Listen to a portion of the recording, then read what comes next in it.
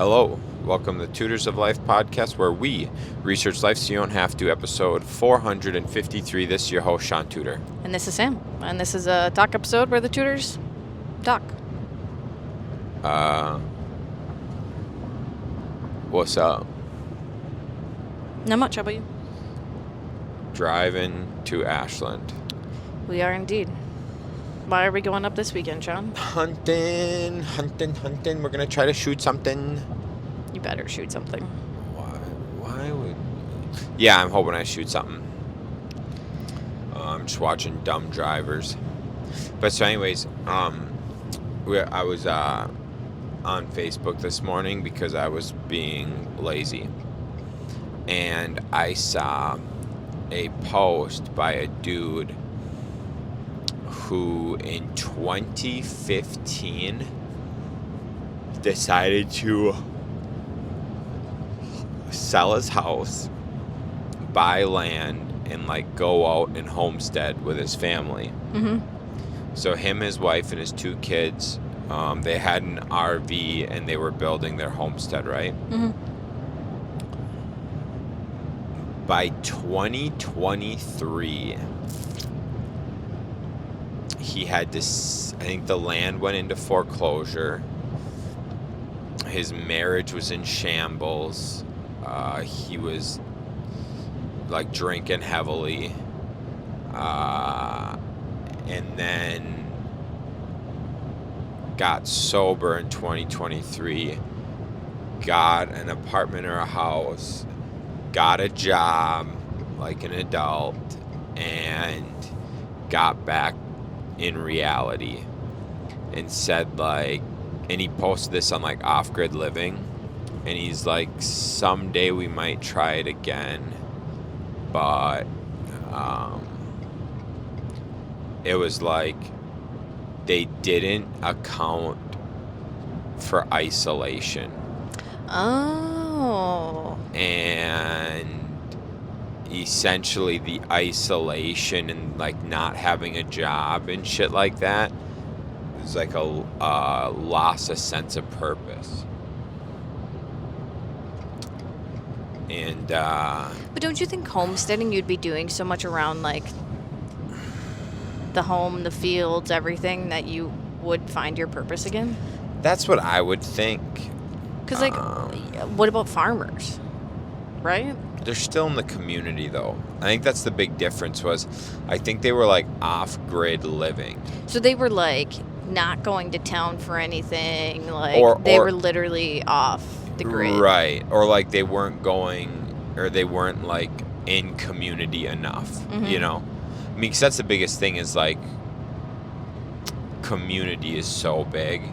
Yeah. So your family and shit's good, of course, but your community is a big portion of life.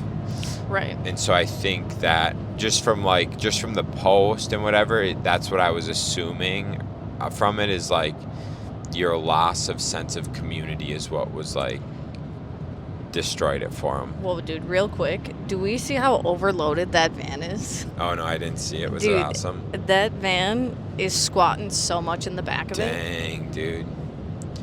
Why? Couple chubby chicks in there. They had a couple toddlers, it looked like. Ah, sure. Yep. Anyways. Yeah, okay. I guess I could see that. Is that why some moms go crazy because all they have to talk to is their kids? I think so. I could see that. That mom looked bougie as shit. Yeah, dude. she did. In a fucking Denali. Duramax Denali. Yeah. What is that? It's is that a GMC? Yukon? So that would be a Yukon, yeah. Did you see the kids had these giant TV screens on their... I didn't. Oh, yeah. Damn. Bougie. Yeah. Bougie is what they call that. Dude, the fact that thing is almost the size of the fucking lifted truck behind it. Look at that, dude. Mm-hmm. They're almost the same size. Dude, yeah. Minivan, Yukon, apparently. Wait, what? Well, we've been talking about how the 4Runner's not big enough. And then we should upgrade to a minivan. But we could just get a Yukon, apparently. No. That's too fancy. Alrighty. Yeah, that's too fancy. Mm-hmm. So yeah, I think no matter what, I think you still need a sense of community, and you still have to like get out and do shit. I think you could live in the country or like have a homestead, but you still have to go do things, and you gotta like be around people. Because I guess like people that are successful at off-grid, it's like a compound almost. Like you have other people doing it with you, so you have people to talk to and stuff. Yeah, I think so. That makes sense. Cool. But I don't even know like if I'd want. I don't know if I'd want off-grid living. No. I just want to live in the country. Like just homestead. Yeah. Have a homestead. Yeah. Yeah. Yeah, that's more where I'm at. That off-grid living shit ain't. Here's the thing. It ain't for me. I'm not planning on getting our own beehives to make my own honey. No, dude, I ain't doing none of that. I'm not gonna start planting wheat and oats and fuck all that, dude. No. I'm still gonna go buy that. Yeah, no. But I'll get the whole grains and grind up my own flour. Sure, yeah. Yeah, no. Well, and I like going to the gym. Yeah. I like hanging with like friends, and I like working. And Are you guys ready to get your mind blown? Shaun and I were looking at, we got like Snapchat memories and whatnot. And so yesterday Shaun was showing me his, and there's a snap of 5 years ago, him at 3D Fitness, just looking good, lean, yummy. Sure. And then there was one from 8 years ago, looking thick daddy, a thick boy, thick also with in 3 C's, thick. Also in the 3D Fitness. Thick. Yeah. And I don't know. Having our own home gym is cool, but I do miss going to the gym. Going to the gym's so nice. Yeah. Going to the gym's so nice. So I think it's just hard to bring a kid to the gym. Yeah, I think so too. That's why we built a gym. Yep. Because she has her own play gym that she plays with. Right. So like, yeah, that's exactly right. And I don't think. Hey, did you see a little buck? Yeah, I did. I don't think Keith would appreciate her dirty little hands on all the mirrors. No. And I think there's probably like a liability thing there. Yeah. Eva would, I remember, brought Drew sometimes. Sure. But I don't know. Dude, did you see on the way here or through? There's 2 deer on the side of the road. The butt half is completely gone. Like it was only the heads left. Yeah. So they must have gotten smoked by a semi. They got smoked. Yep. I haven't seen we haven't seen the bear yet. I think when we came down on. Probably been cleaned up. Well, the deer were still there, and they were there last week. You're right. I thought the bear was around here somewhere. Yeah, we'll see. Anyways. I didn't see it coming up. On Wednesday. Damn. Yeah. Maybe a bear's a little more important to clean up than deer. Probably. Yeah. So yeah. Shaun and I went and got massages this week. Damn. Yeah. We've just been, sitting in a vehicle a lot. Shaun's tree stand isn't the most comfortable, so we're like, let's go get massages, because Shaun drove past this massage parlor. He's like, let's try it out. Well, we also looked up reviews, and the reviews were like very like deep tissue. Yeah, like the one-star review I saw, it was a lady, and she said it was too much. Too intense. And she's like, if you're into that kind of stuff, this is the place for you, but whatever. So I'm like, that is the place for me. Yeah, we're like, this is great. This sounds great. It was not great. It was terrible. It was very, very terrible. I would be very interested to see if that lady who gave us a massage had a certificate to be like a legal masseuse. Yeah. Because that was it was laughable. I give better massages. I literally walked out of there, immediately texted Shaun and Brooke and Kyle, and I said, was that a joke? Like, am I getting pranked? Yeah. Because I honestly thought I was getting pranked. Right. And yeah. So I've been to some, like, we've gone to some of, like, the bigger places, and they're just pretty expensive, and we're looking for, like, so I've gone to the bigger place, expensive, but then I've been to, like, kind of the hole in the wall, and I've had really good luck for, like, a fair price. Yeah. And so I'm like, man, I just need to find another, like, hole in the wall place that's really good at a good price. And from the reviews and stuff, we were thinking that was going to be the place, but we were so wrong. Couldn't have been wronger. Bad. Yep. So we will be going to A nicer one. So in short, just go to a good massage parlor. Go to a good massage place. That's the moral of the story. Yep. So we're gonna try out a new place next week, probably. Yeah, Yeah. definitely. So anyhow, that's that. What else we got going on here? So Got our next house going up on the market this weekend. that's right. Sunday got a house going up. Actually, I think it's gonna be live today, but showings don't start till Sunday. That's cool. And Whatever. open house is Sunday, so hopefully that moves pretty quick. Got an accepted offer last week on another property, so hopefully that'll move. I came up and talked in Hayward on Wednesday about flipping. Yeah. So that was pretty fun. Got to see some folks I know and like, and got to meet some new folks. It was a good time. Yeah. It was fun. Yeah, I have been just trying to get work done. Work done's good. Yeah. Getting work done is good. Life is obviously more complicated with a child. Especially it does make things more difficult. Yeah, especially when you don't put said child in daycare. Right. We're obviously privileged, and we have some good people around us that are willing to Look at this thing, dude. like babysit and shit. Oh, big old freaking donk, son. Let's go. So she gets to come to the office with me, and then we have some babysitters that come and babysit for like 22 hours a week. So that's really cool.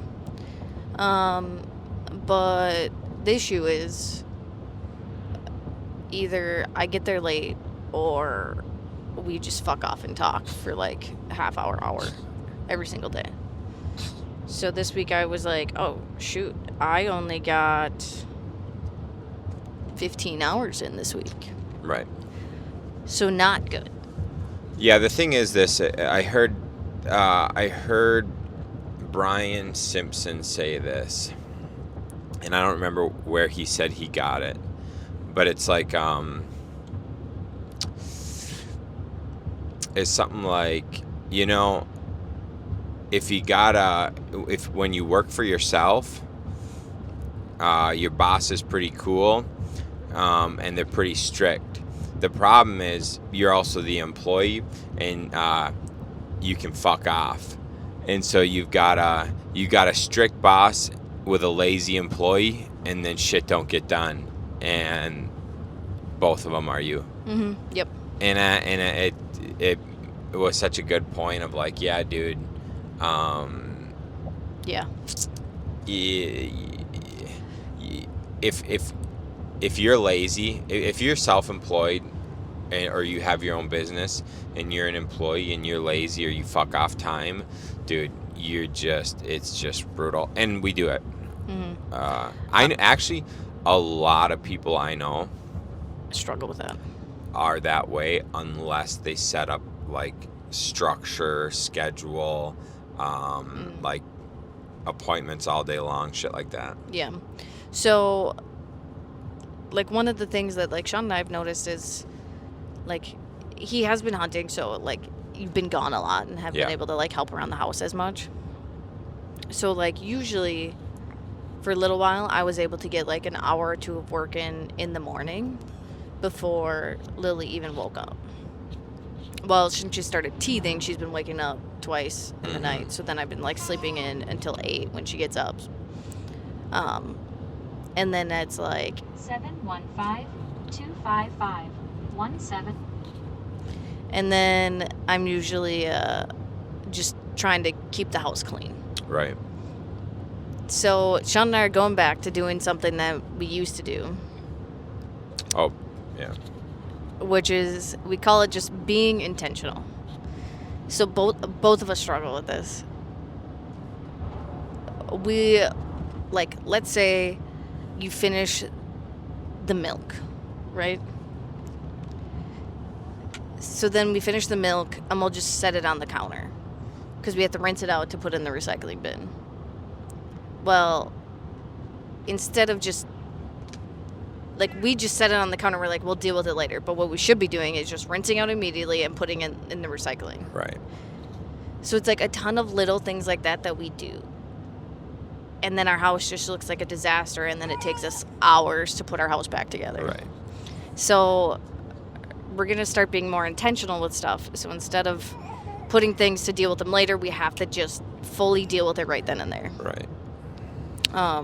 So then that way I'm not spending hours every morning trying to pick up the house and put it back together.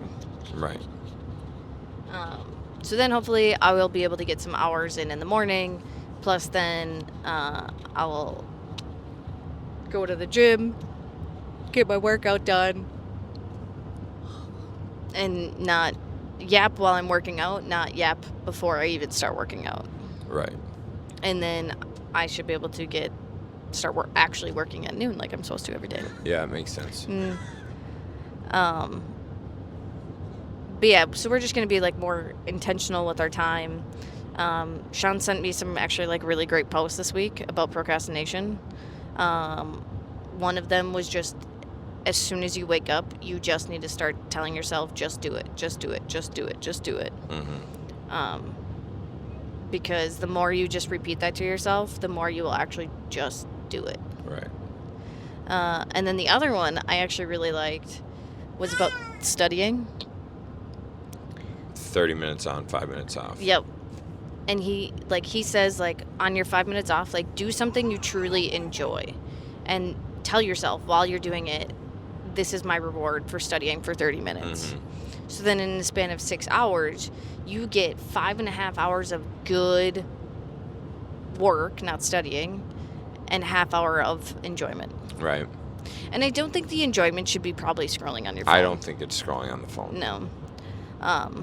But, like, it could be something like cuddling Mimi, I would think would be a good reward. Right. Or we could even probably go downstairs and, like, play with the Lily for 5 minutes. Right. Yeah. So, yeah, I think that's something I would like to start as well. To really get a good quality 4 hours of working. Yeah, or that makes 3.5. sense. So, yeah, that's been my fun little things. Yeah. Yeah, there's it's so true. And I mean, I noticed, like, last week and this week there was a lot of, like, the back part of last week and then the first part of this week was a ton of running around and, like, random shit and not following my schedule. Dude, the speed at which things stack up and compound. Yeah. Oh my gosh. But then, like, yesterday I was able to just sit down and work for a little bit. Dude, it was like, oh my gosh, I can really get a lot of shit done. So it's like being very conscious of, like, needing to follow the schedule. Because the thing is, like, we're still employees and we still have duties for the companies. Yeah. So we got to get a lot of those duties done. And I know we could just who not how it and, like, hire that out, but at our size, like, part of getting paid and whatever and not, like, being dumb with our money is us doing portions of the work. Right. Until we have, like, enough going on to hire that. Right, exactly. Yeah. So yeah, it's interesting. It's just shit you learn and. Do we have in your schedule like a flex time for like if you have to go do runarounds or anything? No. Yeah, we should really put that in there. Yeah. We should almost have like a hour and a half flex most days. Because like if I get a call to go look at a place or something, it just throws off the whole day. Yeah. So. Yeah, pretty cool. Got the old F-250 back from the shop. Been ripping that sucker around. And you had it for a whole day, and then one of the other trucks broke down. Had it for a day. Other truck broke down. Had to go tow it. Fuck yeah, dude. Yep. Tow it with the old F-250. How far did you have to tow it? Less than 1 mile. Oh, okay. Wow, they probably broke down at the best spot then. They broke down right next to Woodford's. Nice. So they're at someone towed them into a guy with a big Ford diesel. Towed them into CVS. Oh, nice. So you only had to tow them that I far. just towed them to Woodford's from there. So nice. Yeah. So pretty cool. Yeah, that's exciting. Pretty cool. Yeah. Nothing like a big fucking Ford F-250 hooking up to a Chevy 2500 and dump trailer and towing them. Wait, they had the dump trailer on too? Uh-huh. Ooh. That was the issue. Big oof. Yeah. Oh, is that why it overloaded? Maybe? Overheated? It shouldn't have been, right? It shouldn't have, but...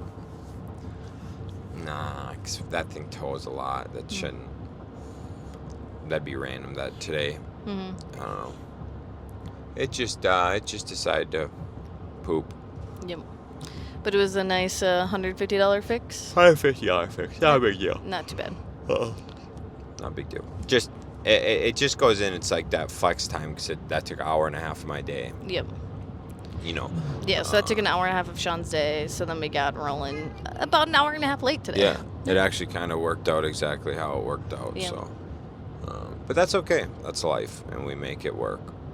We do what we gotta do. Mm-hmm. So what else you got, babes? I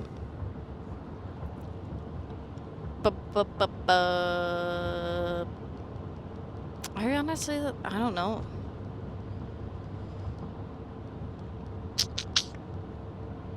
Brooke and I were talking about brains. How just like different people's brains are so cool. Sure. So like Kyle and I, we can take something apart, figure out what's wrong, and put it back together. Sure. And you have this like crazy thing that like you can see a list of things you have to do, like if you have to go run around, and you can be like, this is the most efficient way for me to run around. I'm gonna be honest with you. People have different brains. Mm-hmm. Some people are really good at shit, and some aren't. Mm-hmm. Cause like I was like thinking about it, and I was like, man, when we go on vacation, we should make a list of like things we want to do, where they're located, and have you plan out when and where we do it. It makes sense. Because I think back to like when we went to Singapore, we literally wasted so much time because we were going north to south, to north to south, to north to south, north to south. So we were just like on the bus and train a lot. Right. But if you would have planned it out, I bet you would have been able to see so many more things because you would have been like, all this is up on the north side. Yeah. Let's do that this day. All this is on the south side. Let's do that this day. Right. Yeah, I'm really good at that. Yeah. That is probably my number one strong suit is like coordination. Yeah. Yep. So you're probably in the right field. Yeah. Mm-hmm. I guess. Yeah. I think like it probably makes sense for me to do like project managing. Mm-hmm. But I don't do I do that, but like that's not my like main thing with the company, so whatever. There's other people that can coordinate and do that shit, so Yep. Yeah.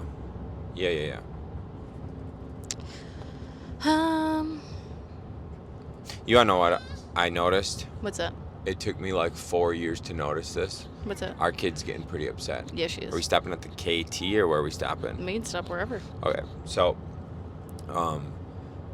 4 years of doing jiu-jitsu, I think I've been doing jiu-jitsu for 4 years. Mm-hmm. This is what I noticed. Head control is probably the most important thing. Yeah. It's like the more I go, it really hit me last week where I was like, wait a second.